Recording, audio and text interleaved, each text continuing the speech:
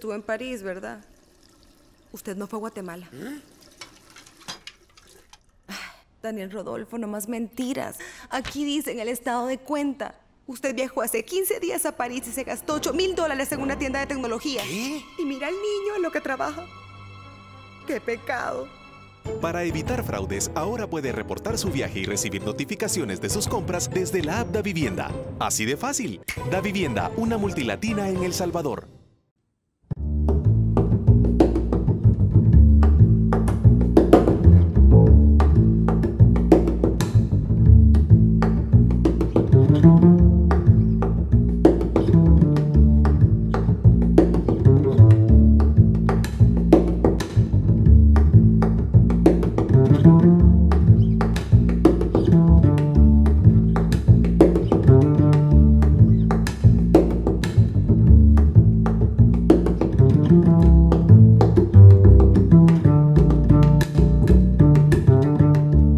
Buenas noches, amigos televidentes, bienvenidos a un nuevo episodio de Focos y de su segmento Zoom. Alejandro Córdoba, un escritor millennial fuera de lo común. A sus 24 años, Alejandro Córdoba ha escrito cuentos, teatro y mucho más. Y ha ganado muchos premios. El último, el mes pasado, el 6º Premio Centroamericano Carátula de Cuento Breve. Creado en 2012 para impulsar el género del cuento en el Istmo y reconocer sus nuevas voces y tendencias. Por primera vez desde que dio inicio hace 7 años, lo ganó un salvadoreño con el cuento Lugares Comunes, con un jurado presidido por Sergio Ramírez Mercado, Premio Cervantes de Literatura 2017. El jurado lo eligió por unanimidad, destacando entre 6 finalistas de 67 que entraron al concurso. A criterio del jurado, Lugares Comunes es una narración veraz y genuina acerca de las formas en que los hijos de una guerra buscan lidiar con la herencia de la orfandad.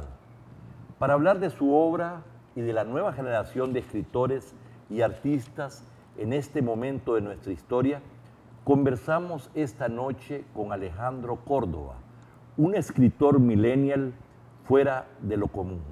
Bienvenido, Alejandro. Gracias, qué emoción. No puedo evitar estar emocionado, perdón. Es una alegría tenerte y quiero en primer lugar felicitarte por este importante reconocimiento. Muchísimas gracias. Bien, acabas de ganar el premio Carátula, esta prestigiosa revista cultural centroamericana dirigida por Sergio Ramírez Mercado, a quien tuve el gusto de entrevistar hace un par de meses. Y la primera inquietud es preguntarte qué significado tiene para ti este premio. Yo siempre he sido muy ambicioso y este premio estuvo en mis sueños más salvajes, quizá desde que se creó, porque como bien lo dijo usted, es un premio creado para impulsar las voces jóvenes, específicamente en el cuento, y yo escribo cuento quizá desde los 13, 14 años.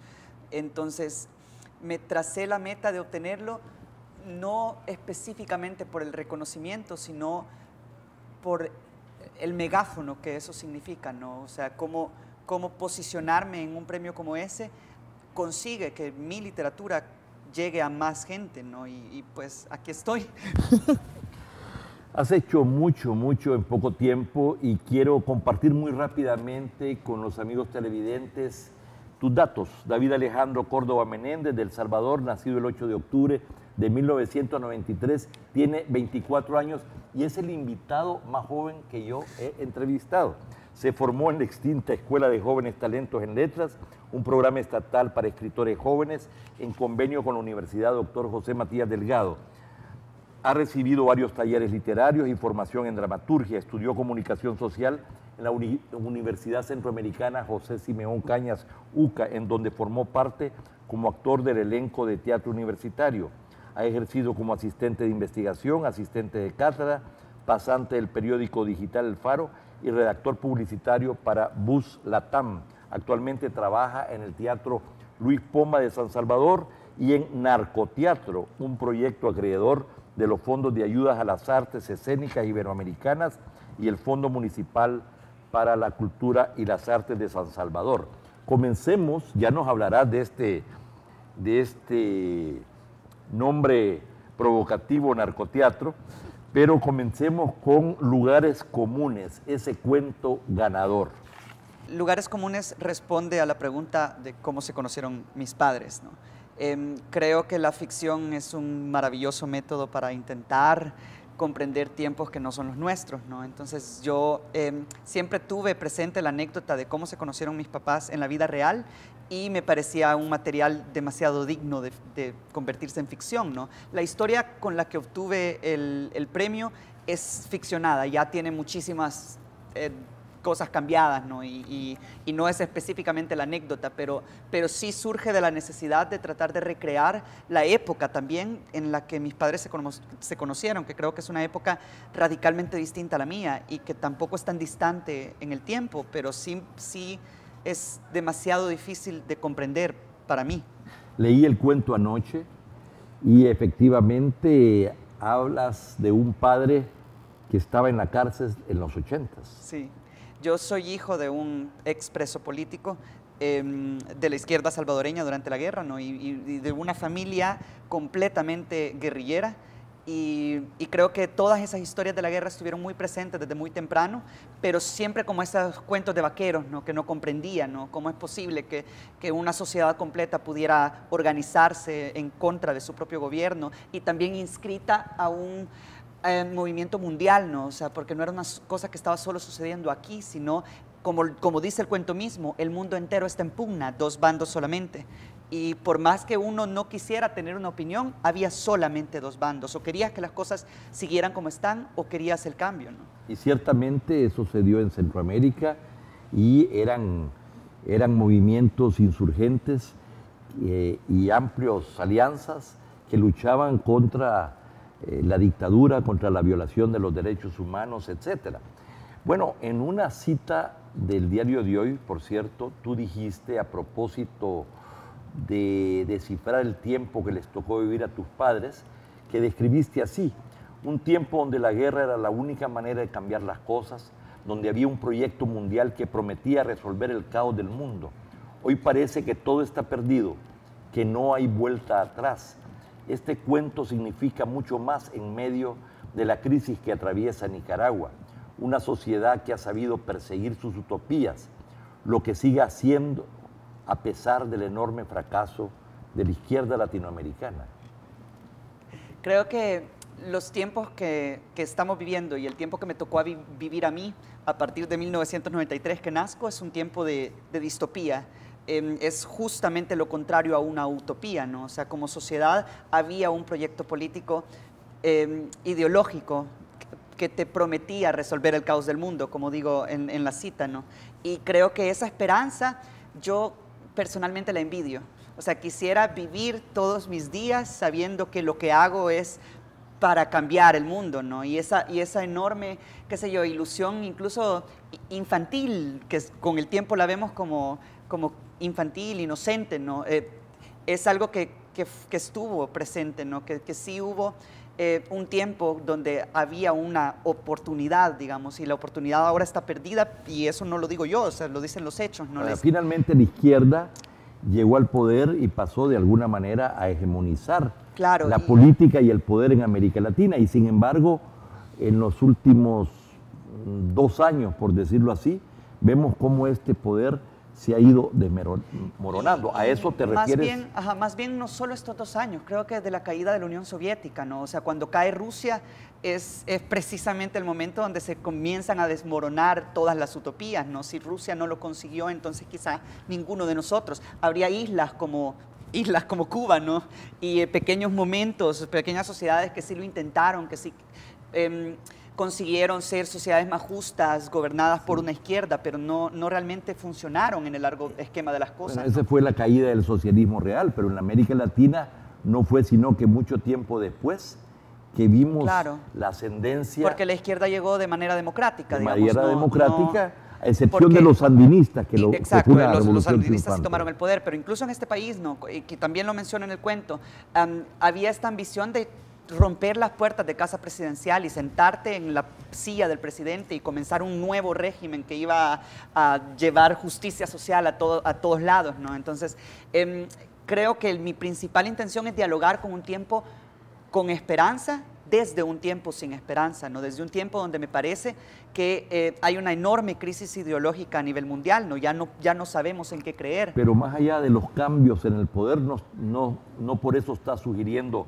que la derecha ha sido un éxito en Latinoamérica. Creo que la derecha ha sido astuta, demasiado, y eso es grave, pues, porque la derecha ha aprovechado cada fallo de la izquierda para volver apoderada y mucho más inteligente, y creo que específicamente la derecha recientemente en Latinoamérica ha asumido causas que pertenecían a la izquierda, ¿no? ¿Cómo cuáles?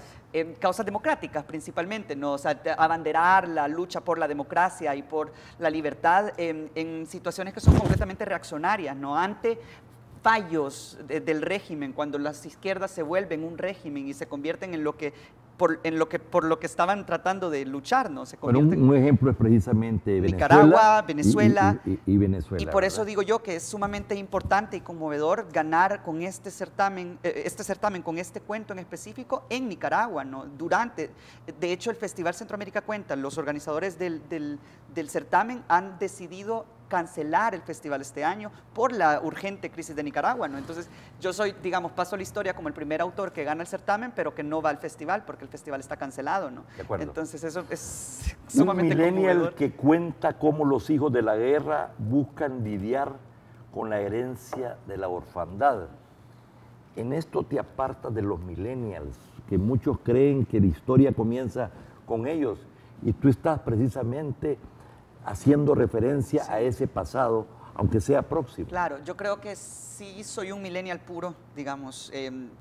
Reviso mis redes sociales por la mañana y soy un hijo del internet, pero si algo me diferencia de mis compañeros de generación es una enorme necesidad de comprender todo lo que aconteció antes de mi nacimiento, ¿no? Creo que eso está muy presente en todo lo que yo hago, ¿no? Yo trato de imaginarme un tiempo en el que yo no existía, pero tratando de alar de un hilo, ¿no? O sea, de dónde vienen las cosas y por qué estamos como estamos, ¿no? Ya en 2016 te estrenaste como dramaturgo con Breve teoría sobre la ausencia, obra de teatro.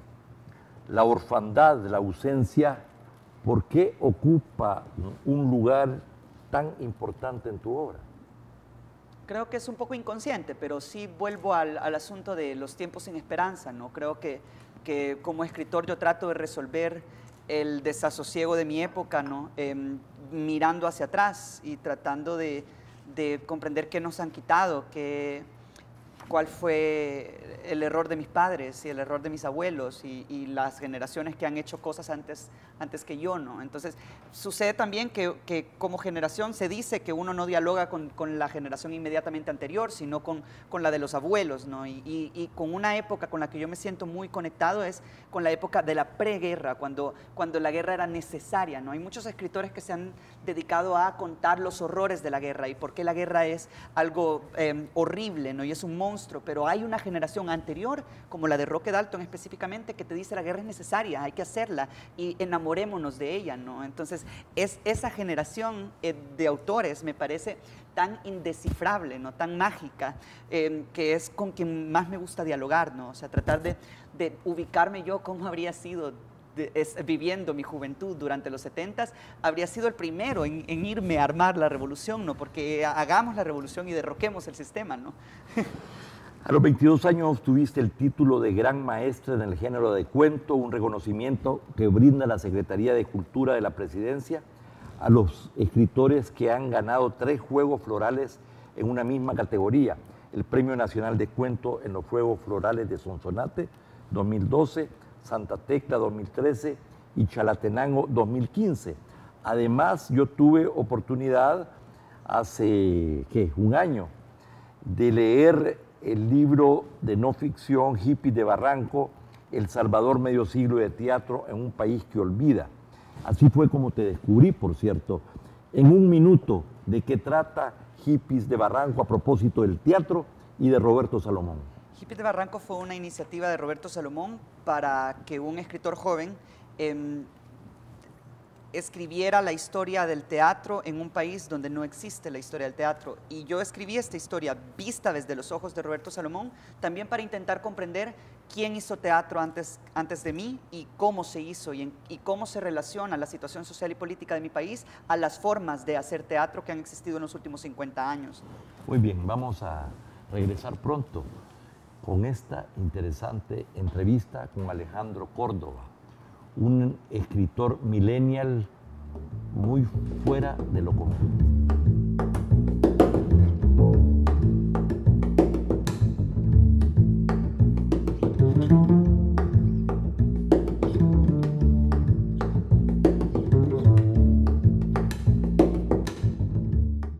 ¿Cuánto dinero necesitas? Descubre Multimoney, créditos fácil de tramitar y rápidos de desembolsar, desde $350 hasta $11,000, sin trámites adicionales, sin fiador y sin orden de descuento. En 24 horas tendrás tu cheque en tu casa u oficina. Tendrás entre 48 o 60 meses plazo y puedes pagar de lunes a domingo. Pagar es sencillo, sin fila y con horarios extendidos. Multimoney, tu crédito al instante. Búscanos en nuestra página web y calcula tu cuota. Cambiamos el sentido de roaming para que signifique viajar, descansar, trabajar, salir, emocionarse. Porque ahora tenemos un continente conectado, con América sin fronteras, 16 países para hablar y navegar, con tarifa local desde Canadá hasta Argentina, incluido en los nuevos planes postpago 360 a partir del plan 40. ¡Claro que sí!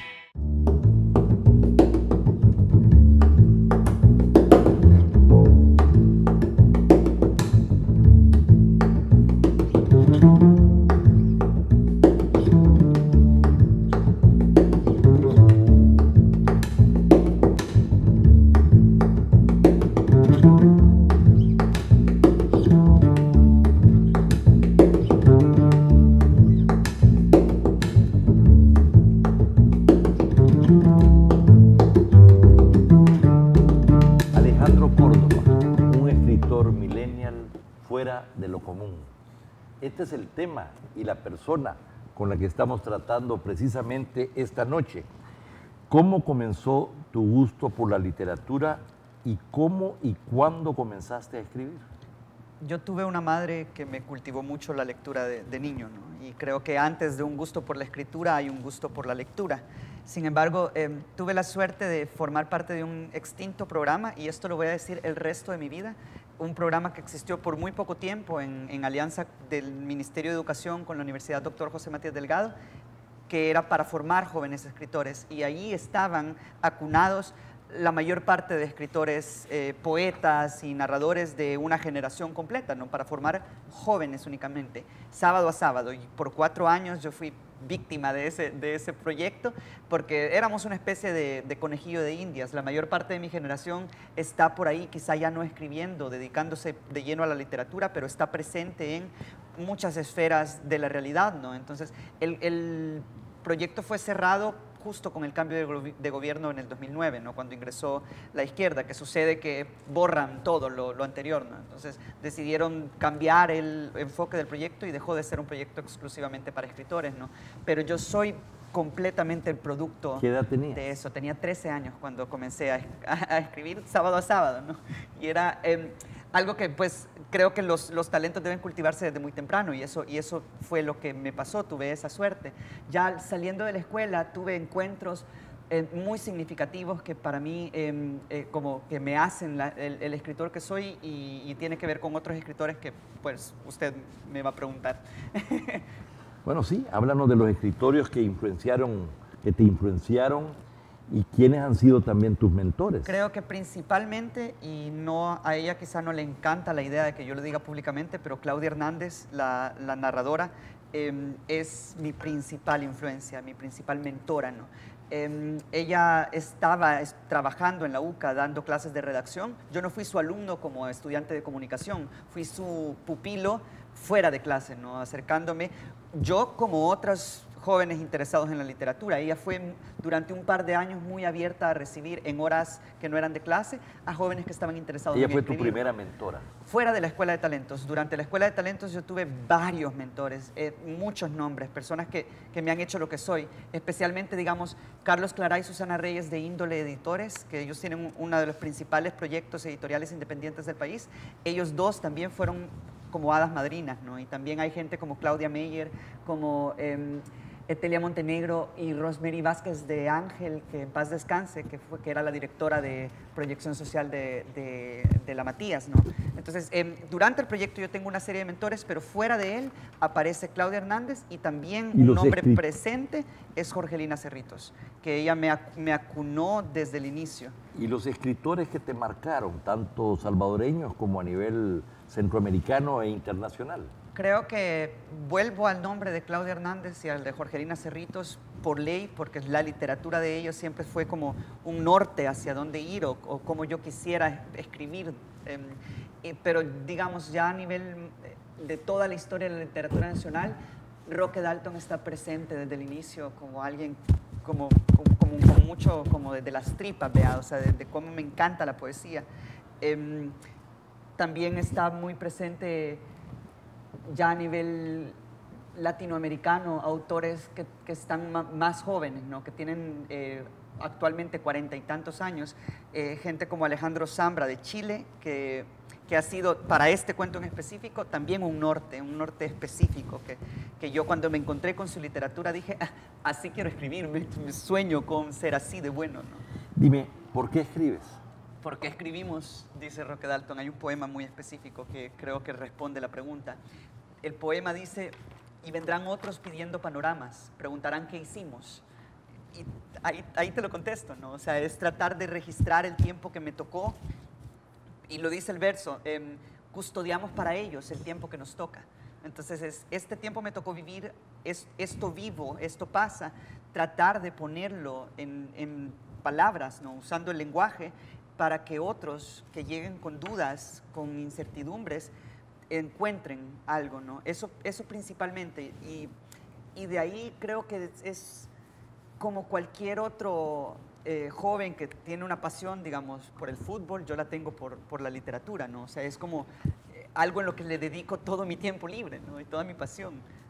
Ha sido caracterizado por ser un alma libre que le gusta conocer distintas partes del mundo y tratar de plasmar ese espíritu aventurero en cada palabra que escribes. Alma libre, pero con propósitos y compromisos con tu época y con tu país, partiendo de tu propia identidad y de tu propia individualidad. Me parece sumamente interesante que diga eso porque volviendo a lo que hablábamos al inicio de la entrevista y de inscribirnos en esas luchas que no solo suceden en un país tan pequeño como este, sino que forman parte de las luchas globales, ¿no? En qué estado se encuentra la humanidad ahora y en qué estado lo estuvo durante la época de mis padres. Creo que en la época de mis padres el mundo estaba dividido en dos ideologías y la pugna era en tratar de entender si el capitalismo debía ser derrocado e instalar un nuevo sistema. Y eso, en eso consistía una época completa, ¿no? Nuestra época, después del enorme fallo del proyecto comunista, seguimos inscritos bajo un capitalismo que es cada vez más permisivo y cada vez más complicado porque muta, crece y nos sorprende. Entonces, dentro de este capitalismo, creo que mi época está enfocada en las luchas individuales, en las luchas de las pequeñas identidades. Hablo específicamente de los derechos de las mujeres, los derechos de la diversidad sexual, entre otros, ¿no? Entonces, creo que es ahí donde, digamos, tengo la suerte de nacer homosexual porque sí puedo abanderar una causa de mi época, de mi tiempo, ¿no? O sea, si antes de hoy ser homosexual no habría podido ser parte de mi causa, ¿no? Por ejemplo, hablo muy específicamente de la época de mis padres y todo el proyecto de izquierda. La izquierda latinoamericana ha sido homofóbica desde siempre, ¿no? O sea, dentro de las guerrillas no se permitía la homosexualidad como tal. Entonces, también creo que es una cuestión de suerte, de circunstancias, ¿no? Tengo la suerte de estar inscrito en este tiempo donde se me permite abanderar una causa. Y yo sé que, o sea, el camino es larguísimo y estamos, como el panorama es completamente desolador, no soy un hombre de esperanza, soy un pesimista por excelencia, ¿no? Entonces, sin embargo, creo que mis causas vuelvo las causas del mundo, ¿no? Si actualmente el mundo está debatiéndose entre reconocer los derechos y que estas poblaciones que siempre han sido vulneradas en los 12.000 años de historia humana, ¿no? La diversidad sexual y las mujeres siempre han estado supeditadas y víctimas de una cantidad de exclusión así como inimaginable, ¿no? ¿Cómo ahora estas poblaciones están intentando inscribirse al sistema, ingresar al status quo, ser reconocidos por las instituciones y tener marcos legales que defiendan nuestros derechos? Pero todo pareciera que nuestros países centroamericanos están atrasados y que apenas hemos iniciado en nuestra historia la construcción democrática, ¿verdad? Con muchos altos y bajos sobre todo. Sin embargo, estos temas de los derechos, de la diversidad sexual, de los LGBTI, contra la despenalización del aborto, etc. Estos son temas que resueltos en el mundo desarrollado y más democrático y más evolucionado.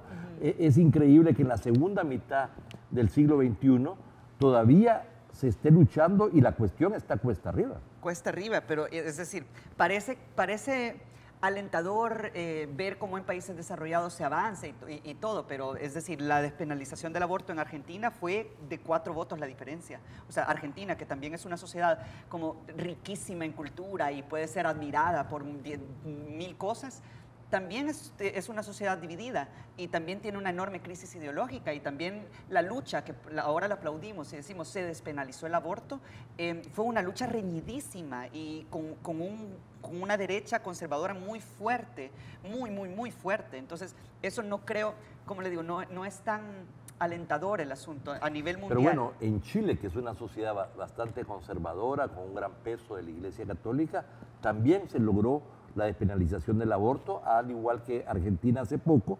No obstante acá, a pesar de que era el FMLN que lo andoraba, a la hora de los cúbulos, como dicen, claro, entendemos que cuando tenían ya votos precisamente del sector de la derecha, el FMLN no asumió. Sí, yo sí creo, y ahí, digamos, apruebo el título de esta entrevista, creo que es mi generación la que tiene que cambiar las cosas, porque las generaciones anteriores ya demostraron por todas las vías posibles que no pueden modificar sustancialmente la sociedad desde esos términos, ¿no? Entonces, yo sí pertenezco a una generación que nació mucho más abierta y mucho más comprensiva con la diferencia, ¿no? Entonces, las luchas de las mujeres y las luchas de la diversidad sexual van a ser abanderadas por mi generación y va a ser mi generación la que consiga avanzar sustancialmente en el macro de las cosas. Tengo 24 años, espero que mi generación, cuando tenga su edad, pueda ver hacia atrás y decir, hicimos esto, ¿no?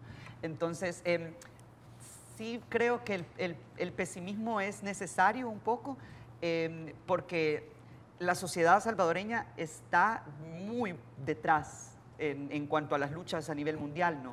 Pero es precisamente ese el reto, ¿no? O sea, estas son las causas, las luchas con las cuales más te identificas ahora. ¿Tú sientes que también son temas, son reivindicaciones, son misiones que los millennials y la gente de tu generación está asumiendo verdaderamente? Sí, añadiría otras, vea, específicamente en El Salvador creo que me puedo inscribir con mucho fervor a la causa en contra de las ejecuciones extrajudiciales, la brutalidad policial y cómo el sistema de justicia ahorita está corrupto y toda la situación del caso de Daniel Alemán y todo esto que sí me atañe, porque también soy joven, también vivo en Ciudad Delgado, o sea, también es una cuestión que yo digo, el país específicamente tiene sus propias luchas con respecto a la represión policial, al tema del narcotráfico, al consumo de drogas y cómo esto puede afectar nuestra vida concreta, diaria, ¿no? Entonces me interesa hablar solamente de los temas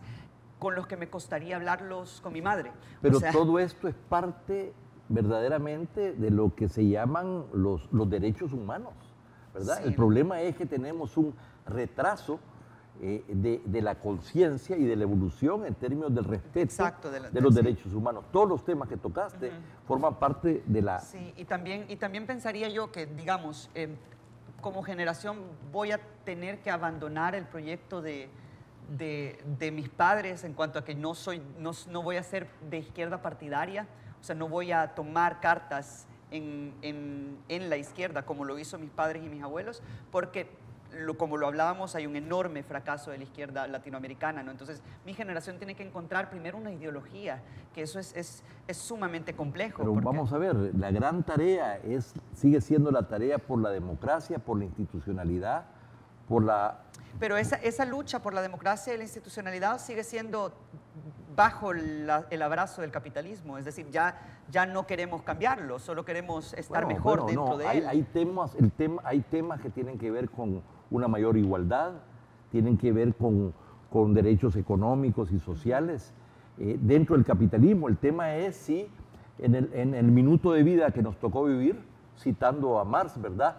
Es posible la superación del modo de producción capitalista. Ese es un tema para otro programa posiblemente. Completamente. Finalmente, Alejandro, ¿cuáles son tus grandes propósitos, tus tareas, tus planes en términos de escribir, en términos de hablar en los siguientes meses y años?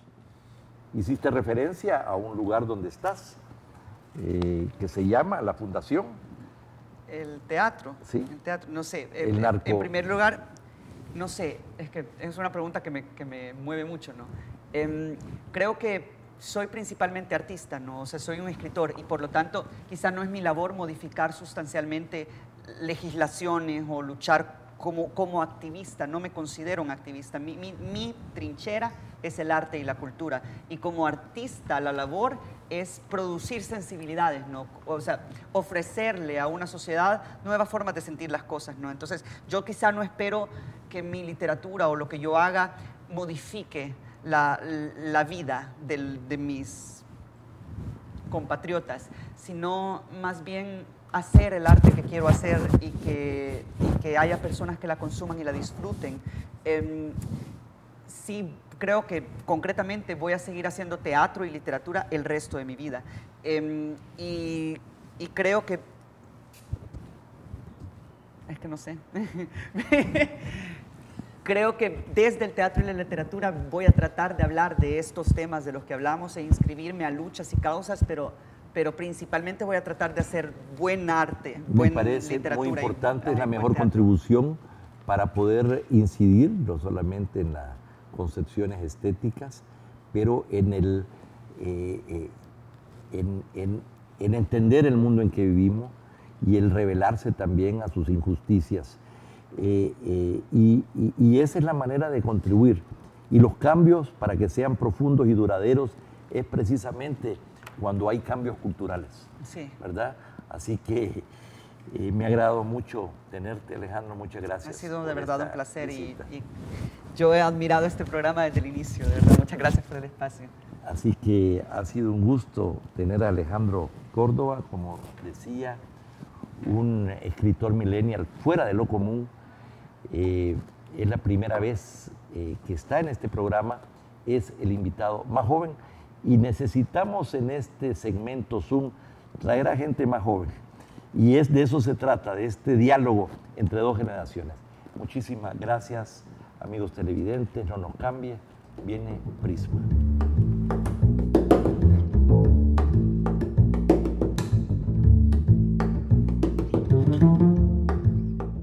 ¿Cuánto dinero necesitas? Descubre Multimoney, créditos fácil de tramitar y rápidos de desembolsar, desde $350 hasta $11,000 sin trámites adicionales, sin fiador y sin orden de descuento. En 24 horas tendrás tu cheque en tu casa u oficina. Tendrás entre 48 o 60 meses plazo y puedes pagar de lunes a domingo. Pagar es sencillo, sin fila y con horarios extendidos. Multimoney, tu crédito al instante. Búscanos en nuestra página web y calcula tu cuota. Este año vencen más de 1.7 millones de DUIs. ¿Tu DUI venció? ¡Renuévalo ya! Tu DUI vigente es el único documento que te permite votar, cambiar cheques, tramitar remesas, hacer valer tus derechos y muchos beneficios más. Evita aglomeraciones y haz tu cita en línea en www.dui-sb.com o llamando al 2555-1900. DUI Centro, identificando El Salvador, Mühlbauer y Registro Nacional de las Personas Naturales. Cambiamos el sentido de roaming para que signifique viajar, descansar, trabajar, salir, emocionarse. Porque ahora tenemos un continente conectado, con América sin fronteras, 16 países para hablar y navegar, con tarifa local desde Canadá hasta Argentina, incluido en los nuevos planes postpago 360 a partir del plan 40. ¡Claro que sí!